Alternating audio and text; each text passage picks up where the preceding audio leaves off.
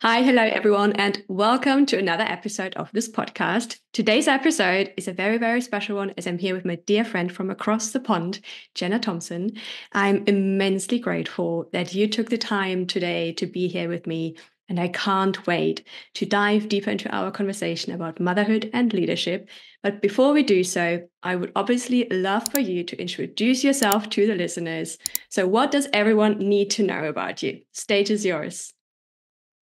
Hi, Josie. Thank you so much for having me, for being with me today. This is really exciting. It's also my first podcast, so I'm a little bit nervous. That's okay. What do people need to know about me? I am a consultant and a coach, and I work with environmental and social impact leaders to make the world a better place for wildlife and for people.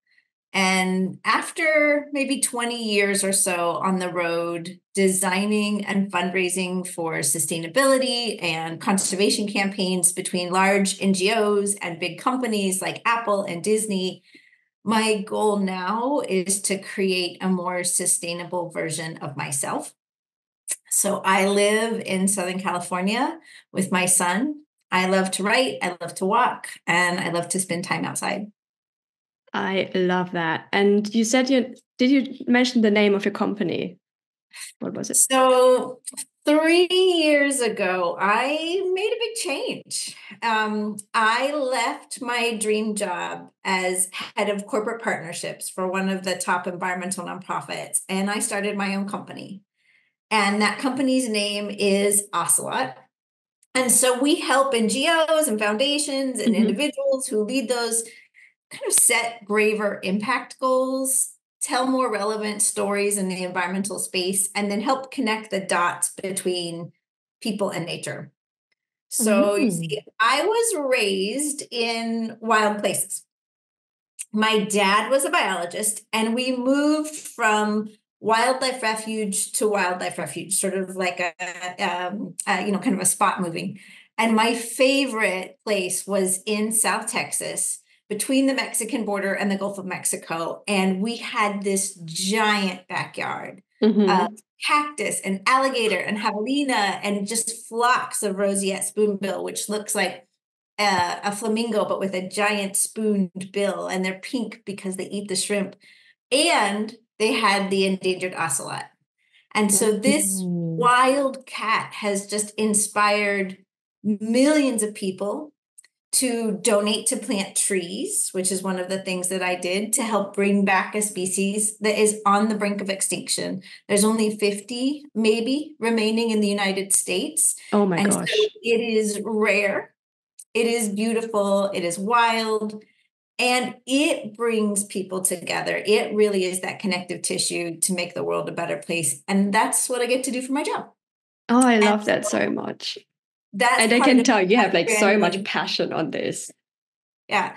I wanted to kind of continue that legacy, like bring something from my childhood, but also something from my professional career. So when I was in that environmental NGO, part of what I did was help put in customer facing campaigns so that when you were checking out, you could make a donation at the point of purchase to plant trees.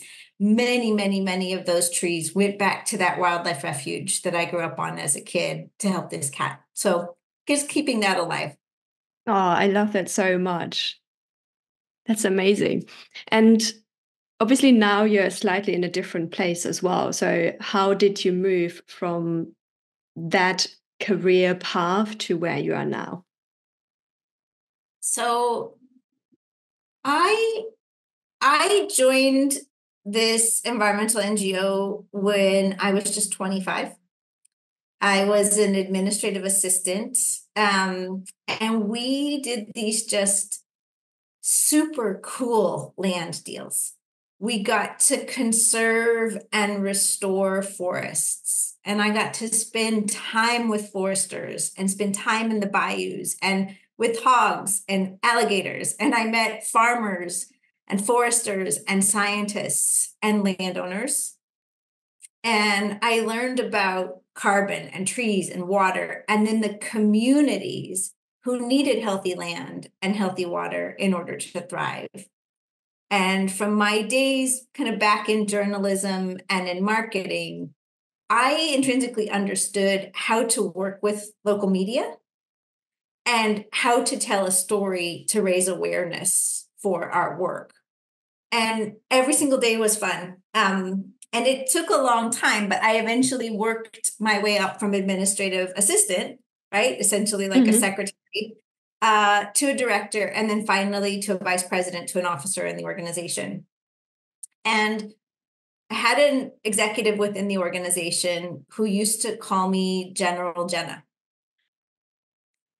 And it wasn't a compliment, right? So years after I had my son, we were sitting together at a table at a board dinner. And he said, you were a rising star at this organization until you moved to California and had babies. And then, and he made this sort of like plane crashing gesture with his hand. How did that feel for you in that moment? I was so disappointed, but it felt very on brand, right? Before my son was born, I waited 5 months to tell my supervisors or my colleagues that I was pregnant. And when my former CEO called before I had told anyone and said that I was going to be part of this sort of inaugural cohort of emerging leaders, I cried. And I had to admit that I was pregnant. And I said, I'm very nervous. I'm going to miss out on this big portion of this training that's going to happen either later in my pregnancy or right after I've had my baby. And I thought I would be in trouble, maybe, right? Like there was a perception of that. And to his credit, he assured me that he hadn't selected me as an emerging leader because I wasn't pregnant, right? Like he didn't go around looking, well, who are the women who are not pregnant? That he had nominated me because the organization believed in me and that they believed that I had an ability to build a stronger or more impactful team, that I could get good stuff done. But those first few years, I did all of my parenting on the sly. One time I had a big pitch and I had no childcare. And so I lugged my infant son halfway across the United States. And I begged my best friend to help me check him into her daycare for 2 days so I could pitch this company on this expansion of its forest products. And I was like, what baby? There's no baby here, right? And that included sort of begrudgingly pumping breast milk on dirty airport bathroom floors, right? Arguing with the security associations because my ice pack had melted that was supposed to keep my breast milk cold when, I left the house at 4:00 in the morning on a flight to one place, and on my flight home, it had melted. Oh, no. And it was just like, why did this have to be so hard? And by 2019, I had traveled for 30 out of the 52 weeks. And it was my 13th year on the road, my 17th year at the organization. And I had missed every open house at my son's school. And so it was a realization that none of it was sustainable. And the system itself was probably not going to change if I kept doing the same thing. And so I had to change. So was this the moment where you decided you had to take the leap to do your own thing? Yes. In fact, took me a while to get there though. I hired a coach. When I was at the environmental nonprofit, we had to pitch Apple for a large-scale environmental project, really their first large-scale environmental project to help protect a sustainable and responsible forest supply chain for their packaging. And one of the individuals who was in that team was just extraordinary. I mean, everyone there was extraordinary. But one of them had left, and he had become a coach. And as I was struggling with sort of what that next phase was going to be for me, didn't think I wanted to quit, but I knew something needed to change. I reached out to him. His name is Chris Gaither, and he and his wife and partner run a company now called Regenerous, and they work with climate and social impact leaders to help them set braver goals. And I thought, if anybody has seen me at my professional best, we call him Gaither by his last name. It's Gaither. And I thought, well, here's a person who I don't have to prove anything to. I don't have to try that hard just to be me. And maybe he can help me articulate what's happening. Maybe he can help me find some peace in this path. And ultimately, through working with him, I did decide that my path would be outside of that organization. And he helped me negotiate a very graceful exit. And I'm extremely grateful for that. But I didn't, I did, like my childbearing, I did my coaching in secret, right? So I would work on something extraordinary with him and then come back to my team and be like, okay, this is what I learned. Here, let's practice this. But it was so counterintuitive to how we think about real leadership, is to, segment off these parts of our learnings and feel like, in fact, that learning or that practice is something that we should be maybe quiet about or ashamed of.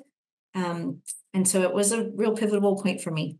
Do you feel like there were like some specific limiting beliefs that kept you to like have that old secret on the side and not like announce it like wildly out into the world and be like, hey, this is what I'm doing now. I love this.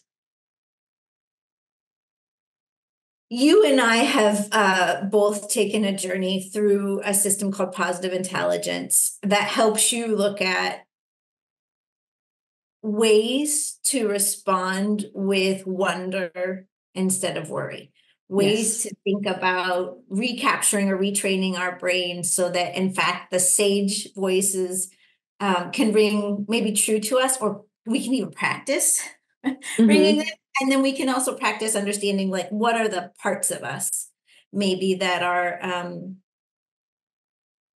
telling us something different. And those parts of me have pretty consistently talked about work ethic, that this sort of belief that if you work hard enough at anything, at a relationship, at a position, at a new skill, that in fact, just putting in that time will make you successful. And I don't think that's true anymore. I don't think that just hard work or just grinding it out is a successful strategy for women. I don't think that's a successful strategy for mothers in the workplace. It does not allow us to ask for help. One of the ideas that I learned when my father was passing away from cancer was the strategy of one day at a time. And so instead of pushing out so much of what could happen, what would happen, maybe so, maybe not, is a really powerful tool, right? Maybe this will happen, maybe it won't. But also the idea of one day at a time. We are here in the present. And sometimes when you're going through something so significant, those limiting beliefs can creep in very quickly. And sometimes one day at a time is even too big. And so in those moments of the doctor's offices or the scan days, my sister and my mom and I would come together and we would say 30 minutes at a time.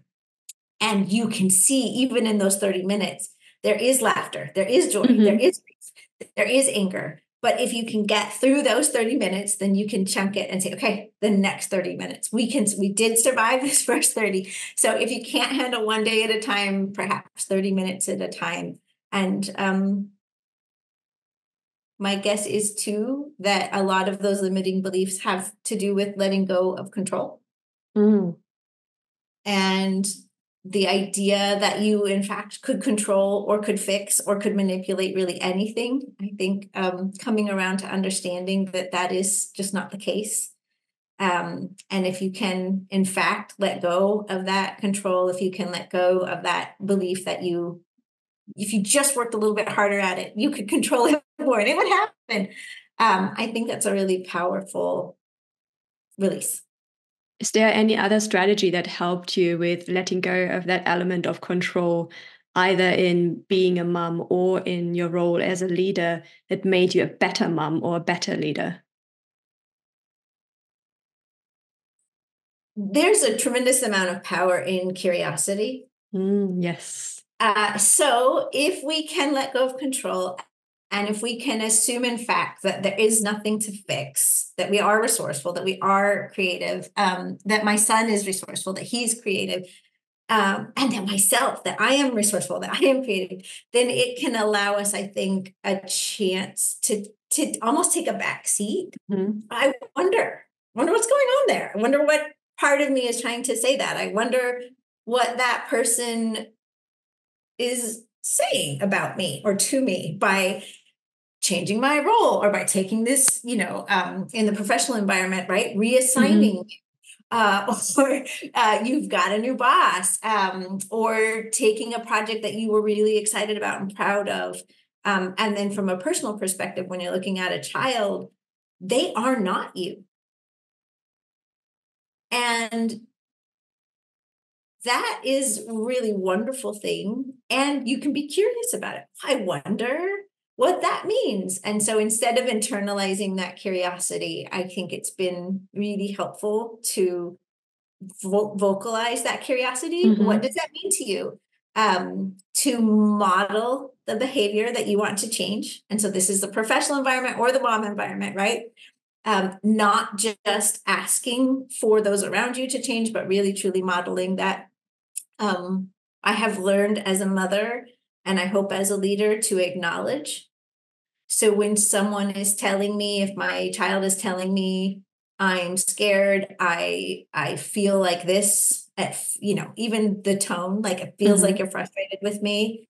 The acknowledgement language of, wow, you really know how you feel, right? So I see you, I hear you, I can validate you. And that means a lot to an individual. If that's a child, it also means a lot if that's a coworker or if that is even your supervisor. So modeling your behavior, acknowledging the other person, being curious about them, and then trusting, in fact, that your relationship together that you are building is strong enough for repair. So when you do make a mistake, you can say, wow, man, I did not handle that right. And I wish I had done a much better job.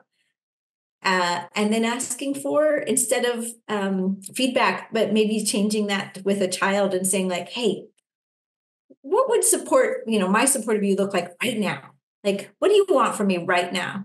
And then that sort of tip, I think, works really well with the team too, who might just say like, just have my back in this meeting. With a child, sometimes it's just like, nothing. I don't want you to do anything. I just want to tell you, I don't want you to go to my junior high and fix it. Yes.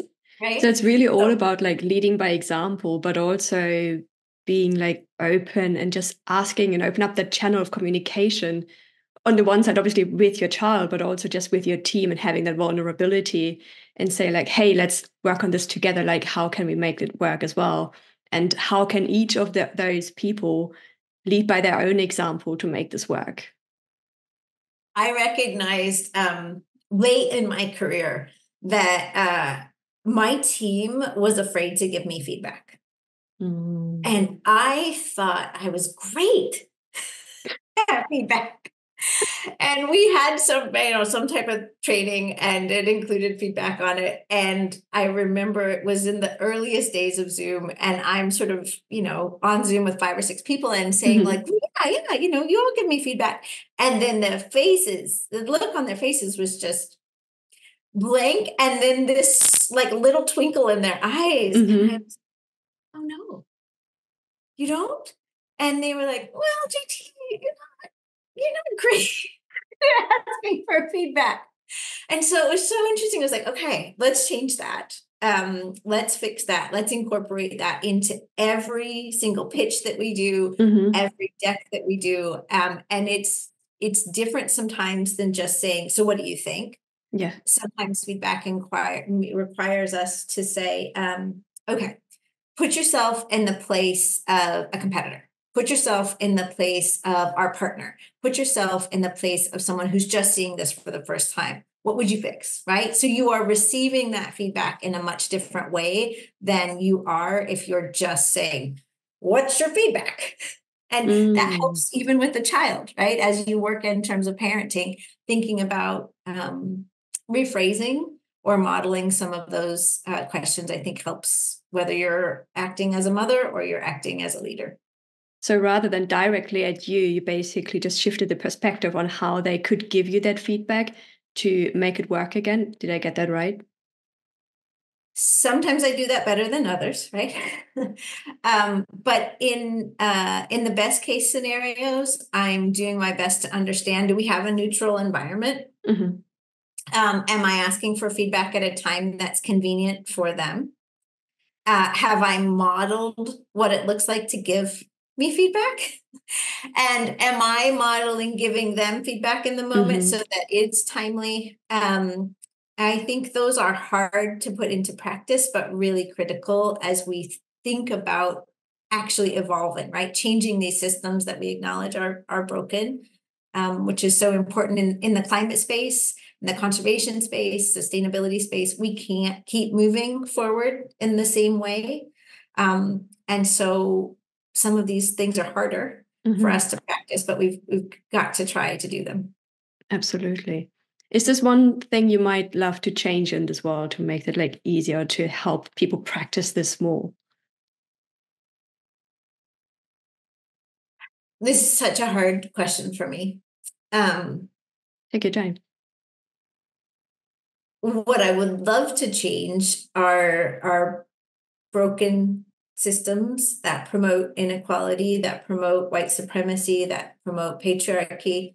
I have been a longtime member and advocate at my local level for a county-wide food system alliance, and to sort of see very clearly the inequities that are built into the producer community. So those who are growing or producing our food.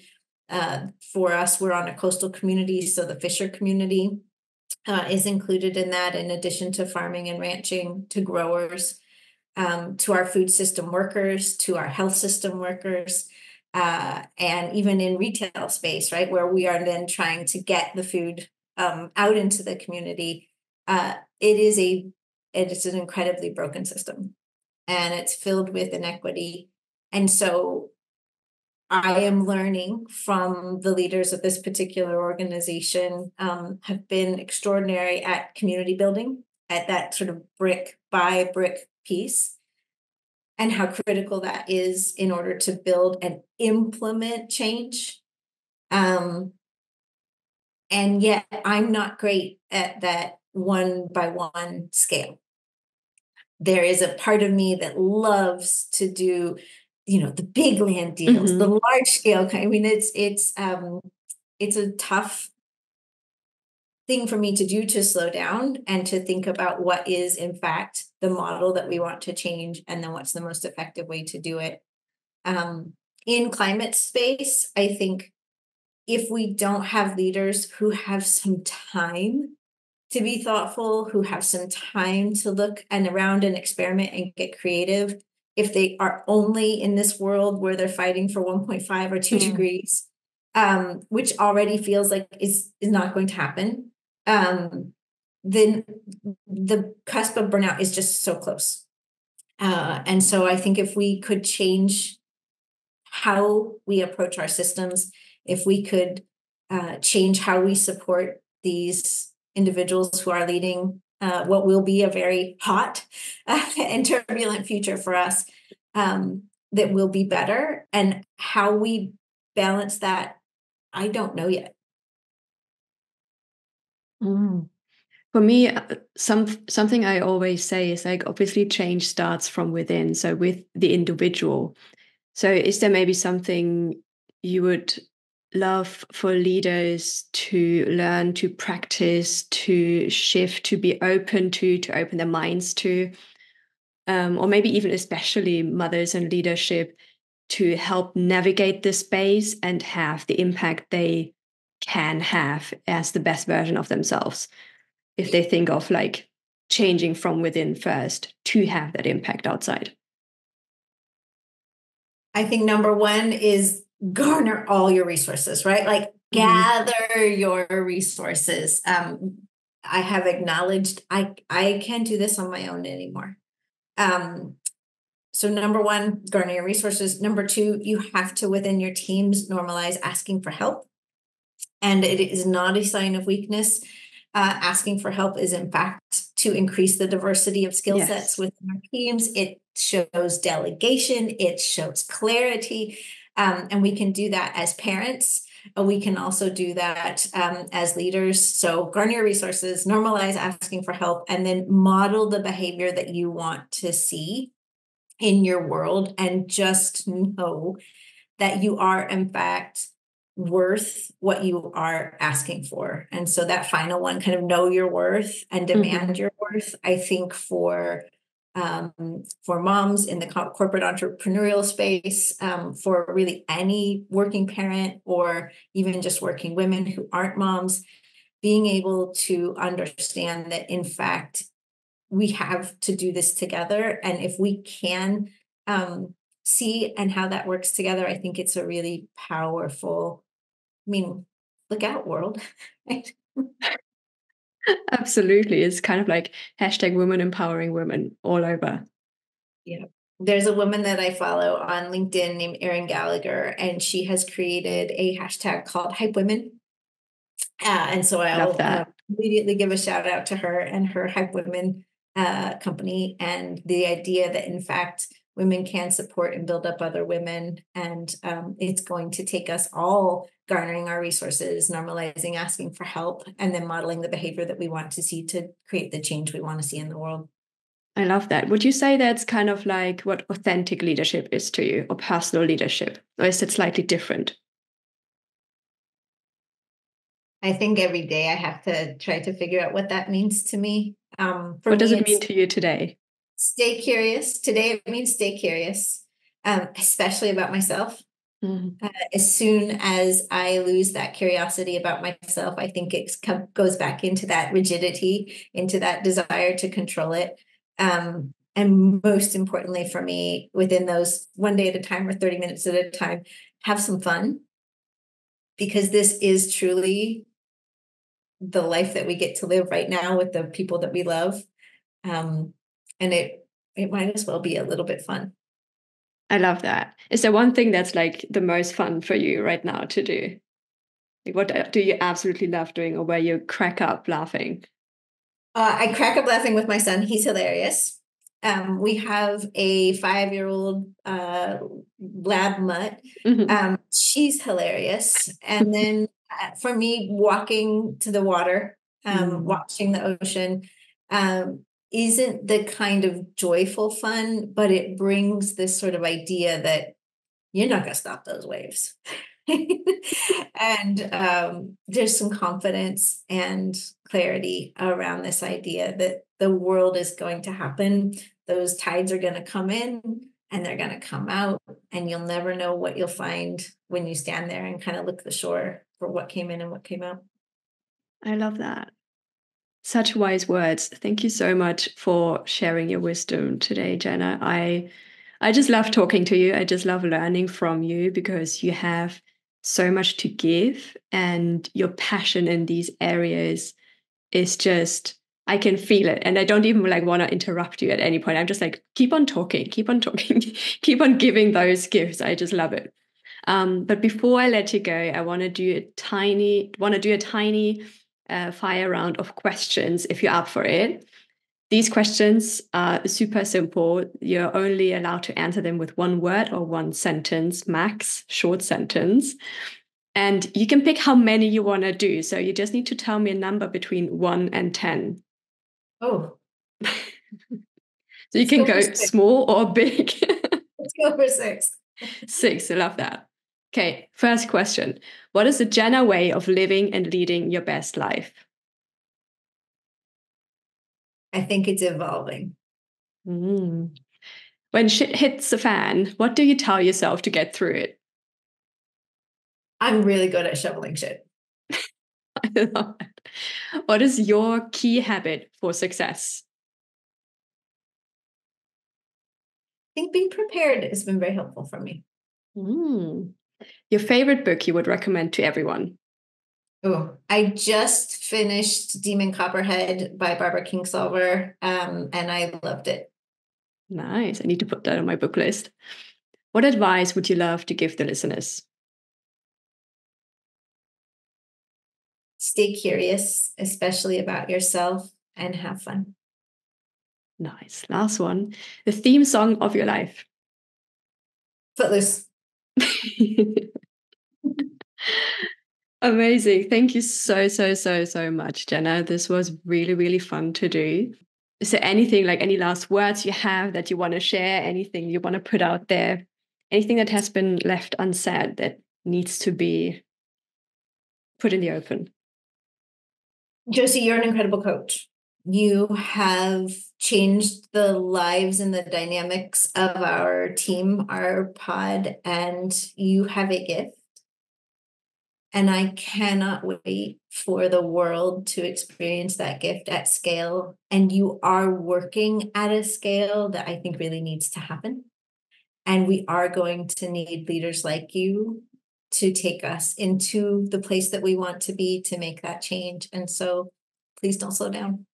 And if you need to slow down, I've got you, but don't slow down. I'm not here to slow down.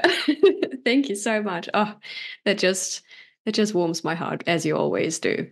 I was actually thinking before I like started the episode, I was like, what would be like one word to describe Jena? And the one word that immediately came up for me was warmth. I'm giving you a big hug. Thank you for having me. Thank you so much for being on the podcast. It was super fun to talk to you today. Thank you so much for your time and for doing this with me, for your kind words, for your wisdom once again. And love you lots, honestly. Love you lots. I love you, Josie. Thanks for having me. See you soon. See you soon. Bye. Bye.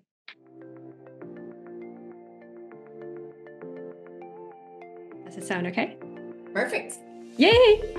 I'm so excited.